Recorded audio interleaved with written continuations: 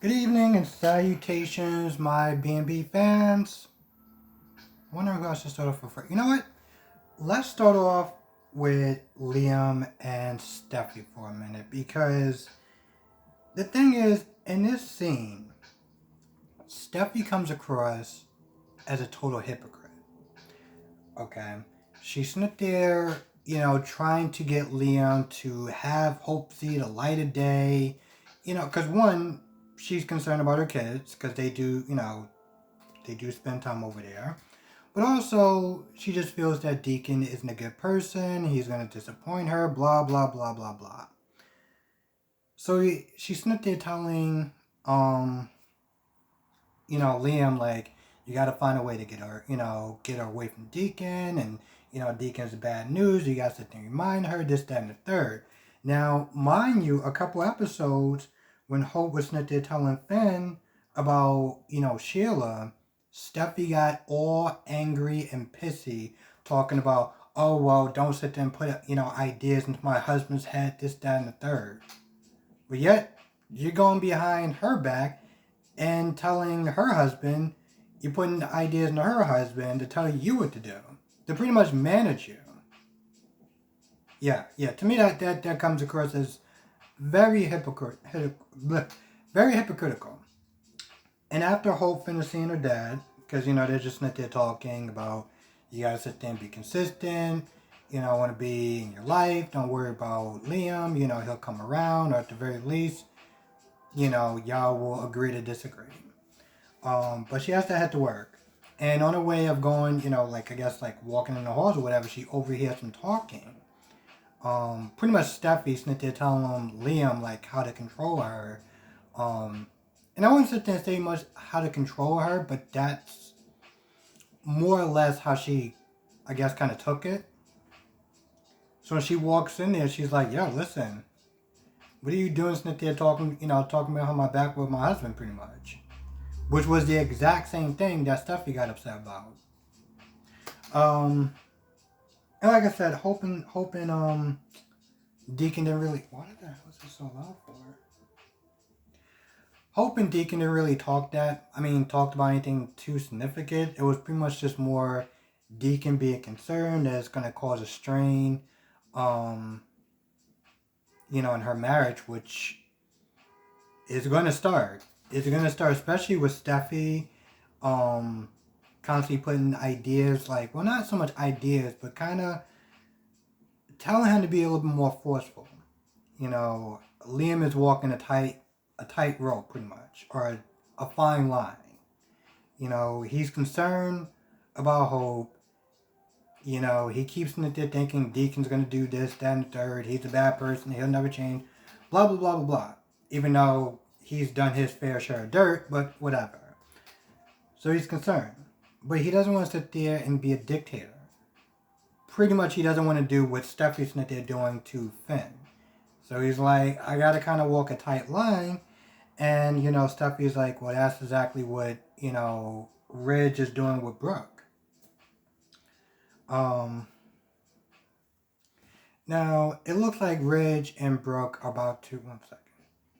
It looks like Ridge and Brooke are about to sit there and play mattress tag.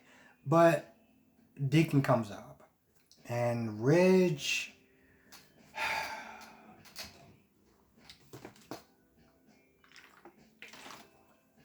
the thing is, Ridge, his heart is in the right place. The problem with that is that he's sitting there trying to have Brooke manage Hope. And Brooke is like, well, Hope is a grown ass woman. She can sit there and see whoever she wants. I can't forbid her. I can't sit there and stop her from, seeing Deacon. And, Ridge is all like, well, I need you to sit there and get just as upset as me and blah, blah, blah. And that's to tell you the truth. Okay. Part of that is protecting Hope. But let's be honest. It really comes down to the fact that, back in the day, Brooke had an affair with Deacon, and that is where that anger's coming from. That's where that anger's coming from. You know, this whole, oh, you gotta sit there and try to convince her, you know, he's a bad person, this, that, and the third, he'll never change. You gotta sit there and do, I need you to get all riled up with me. Like, what do you want her to do?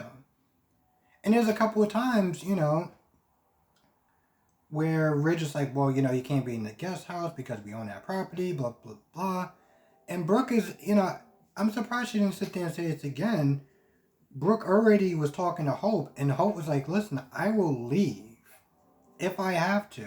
Because I'm not dealing with you, you know, as far as this back and forth stuff with me just having to visit my father. Like, I'm not doing that. So the fact that he kept saying, well, I want him out the guest house, this, that, and the third, it's like, Brooke, why do you not bring that up for her? Now there's a point where Deacon decides to stay and make some phone calls and Hope has to work. I'm sitting there thinking, okay, Deacon, I get that you have to make phone calls, but like, I'm pretty sure there's other places you can make phone calls at. Like, you don't need to actually be there. You know, you're already nervous about, you know, sneaking around the back, making sure that he didn't catch you, and you're just gonna just hang out and make some phone calls. Like really? So of course he's there, and you know, Rich gets there, and Rich is like, ah, the hell are you doing here? So they go back and forth, you know, the usual spill of Rich, and you're never gonna change. You're gonna disappoint Hope, and yada yada yada. Now, I should mention, and I did sit there and say that it's more about the jealousy with Ridge as far as Deacon is concerned, because he does bring up Brooke, and as far as like the darkest part of her life or her dark past or whatever. I'm like, that's a nice way of using it, to saying, oh, you mean that time that she slept with another man? Why don't you just say that? Because that's what that part is. You're just not saying it for some odd reason. So of course he goes in on Deacon, the usual, you're never changed, you're a bad person, blah blah blah blah blah. You've done this one too many times, you're never gonna change. And, you know, Deacon does the usual, I'm gonna change, you know, just the usual defense, I'm gonna change, I'm gonna be different, yada yada yada. So at this point, Rich is like, alright. Now there's one point, and I'm not gonna lie, there's one point where he practically is like, I don't want you in here. And Deacon's like, alright, fine, I'll leave. Ridge goes in on Deacon for a little bit, and Deacon's like, all right, fine, I'm out. I'm gonna go. He starts walking towards the door, and then Ridge is like, no, wait, you're gonna hear this, bro. I thought you just wanted him out. You literally just said you need to go now.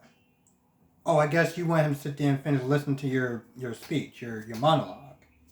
Okay, so after he finished going off on him again, then Deacon.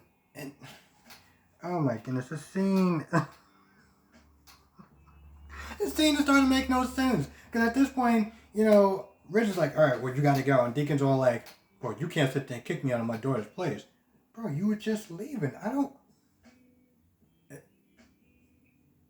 This makes no sense to me.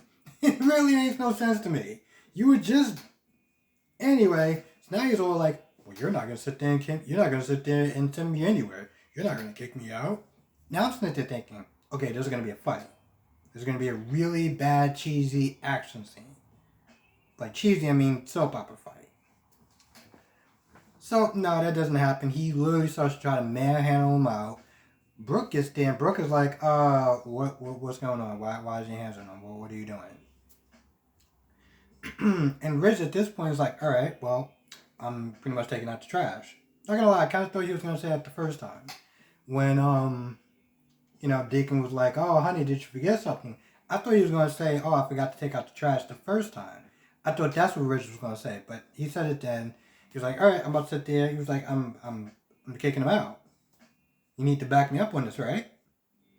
Right? Now, you already heard her hesitation about this the first time.